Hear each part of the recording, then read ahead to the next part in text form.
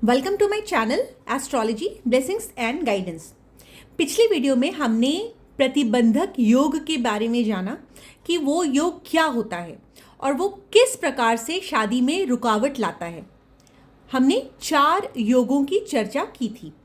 आज हम प्रतिबंधक योग को आगे पढ़ेंगे और 4 रूल्स और जानेंगे, 4 योग और जानेंगे जबकि प्रतिबंधक योग लगता है और शादी में किसी भी प्रकार की रुकावट लाता है, लड़ाई झगड़े या तलाक का रीज़न बनता है। कई बार तो इसमें जीवन साथी की मृत्यु तक भी हो जाती है। तो जब भी शनि का संबंध द्वितीय भाव से बने तो द्वितीय भाव का जो भी स्वामी है उसके साथ शनि का संबंध बने। द्वितीय भाव हमारे कुटुंब का होता है, हमारी फैमिली का होता है। तो सेकेंड हाउस जो होता है वो कुटुंब की वृद्धि करता है। आफ्टर मैरिज बहू आती है तो घर में फैमिली मेंबर का एडिशन होता है, बच्चा पैदा होता है तब भी फैमिली मेंबर का एडिशन होता है। और वैसे भी जो सेकेंड हाउस होता है वो 4th हाउस से 11th होता है, मतलब हाउस ऑफ गेन्स होता है। तो वो परिवार के सदस्यों में इंक्रीज लाता है, गेन्स लाता है, बढ़ोतरी लाता है। तो जब भी शनि का संबंध द्वितीय भाव के स्वामी के साथ बने, सप्तम भाव के स्वामी के साथ बने, शुक्र ग्रह के साथ बने और मंगल ग्रह के साथ बने तो प्रतिबंधक योग एप्लीकेबल हो जाता है। तो ये एक तरीका था जिससे हम जान सकते हैं कि हमारी कुंडली में प्रतिबंधक योग बना या नहीं बना। ये जो संबंध है वो दृष्टि से, युति से, राशि परिवर्तन से किसी भी प्रकार से बन सकता है। और मंगल ग्रह का शनि के साथ संबंध कैसे बनता है? मंगल जो ग्रह होता है वो बहुत ही तेज दौड़ने वाला प्लैनेट होता है, जबकि शनि एक बहुत ही स्लो चलने वाला प्लैनेट होता है। मंगल ग्रह जो होता है गर्म प्लैनेट होता है, शनि ग्रह होता है बहुत ठंडा प्लैनेट होता है। मंगल ग्रह में पेशेंस नहीं है, उसको हर एक काम फटाफट करना है, जल्दी करना है, जबकि शनि ग्रह कहता है भैया पेशेंस रखो। तो इन दोनों का जो व्यवहार है बिल्कुल ऑपोजिट है। तो ये दोनों बिल्कुल ऑपोजिट प्रवृत्ति के होने के कारण से जब शादी वाले भाव से जुड़ जाते हैं या शुक्र ग्रह के साथ जुड़ जाते हैं तो वो प्रतिबंधक योग बनाते हैं, क्योंकि वो रोड़ा अटकाते हैं। नेक्स्ट, जब भी कभी शनि और सूर्य का दृष्टि संबंध बन जाए, शनि आपका लिब्रा राशि में हो, सूर्य आपका एरीज में हो, तो 1-7 के एक्सिस पे दोनों में एक दूसरे के साथ दृष्टि संबंध बन जाए और दोनों की डिग्रीज भी क्लोज हो। मान लिया शनि 12 डिग्री का है, सूर्य 14 या 15 डिग्री का है, तो भी ये योग एप्लीकेबल हो जाता है, क्योंकि शनि और सूर्य में भी आपस में नहीं बनती। क्यों नहीं बनती? जबकि दोनों बाप बेटा है, सूर्य पिता है, शनि पुत्र है। पौराणिक कथाओं के अनुसार जो सूर्य है उन्होंने शनि की माता छाया को अपनाया नहीं। ये बात शनि को अच्छी नहीं लगी, जिसकी वजह से वो सूर्य को बिल्कुल पसंद नहीं करते। सूर्य जो होता है वो अग्नि तत्व से रिलेट करता है, जबकि शनि जो होता है वायु तत्व से रिलेट करता है। ये राजसिक राजा की तरह अथॉरिटी वाला प्रवृत्ति का होता है, जबकि शनि जो होता है वो तामसिक प्रवृत्ति का होता है। ये अनुशासन में रहना पसंद करता है, ये मजदूरी सेवा भाव से पसंद करता है, ये अहंकार का प्रतीक होता है, जबकि जो शनि है वो न्याय का प्रतीक होता है।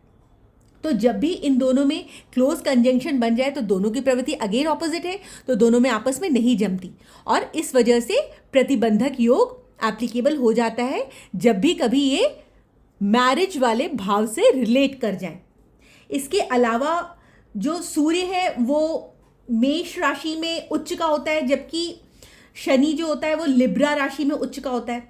सूर्य का जो स्वामी राशि है वो लियो है, जिसमें शनि कमज़ोर हो जाता है। तो इस प्रकार से ये शनि और सूर्य की युति सिर्फ शादी में ही नहीं, किसी भी भाव में जाकर के ये लोग एक दूसरे के साथ युति बना ले तो उस भाव से रिलेटेड चैलेंजेस लाएंगे, आत्मविश्वास की कमी लाएंगे, बहुत ज़्यादा परिश्रम करवाएंगे, दूरियां बनाएंगे, करियर में उतार चढ़ाव, depending upon the house they are making conjunction. तो ये था रूल नंबर 6। ना रूल नंबर 7 के हिसाब से चंद्र और शुक्र का संबंध भी जब हो जाता है तो वो शादी में अड़चने लाता है। क्यों?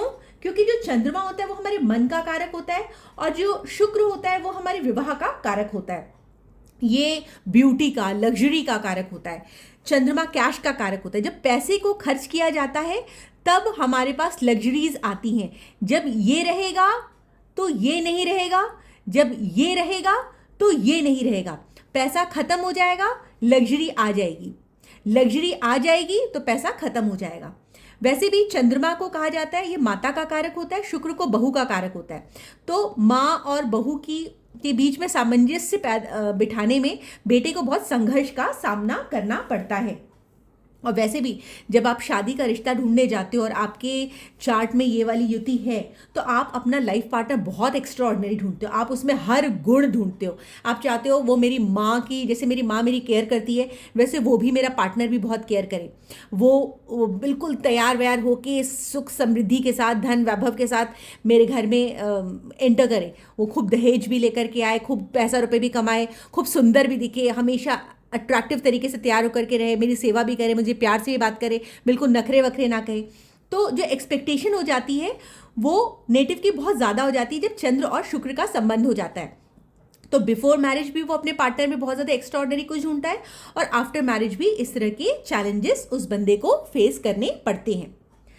नेक्स्ट, जब भी सूर्य और चंद्रमा, सूर्य कौन सी राशि में उच्च का होता है? 5 नंबर की राशि में उच्च का होता है। चंद्रमा किस राशि में उच्च का होता है? 4 नंबर की राशि में उच्च का होता है। ये दोनों राजकीय राशियां हैं। तो जब भी शुक्र का संबंध सूर्य के साथ बन जाए या चंद्रमा के साथ बन जाए या शुक्र का या सप्तमेश का कर्क में आना या सिंह राशि में जाना थोड़ी मैरिज में डिलेज का रीज़न बनता है।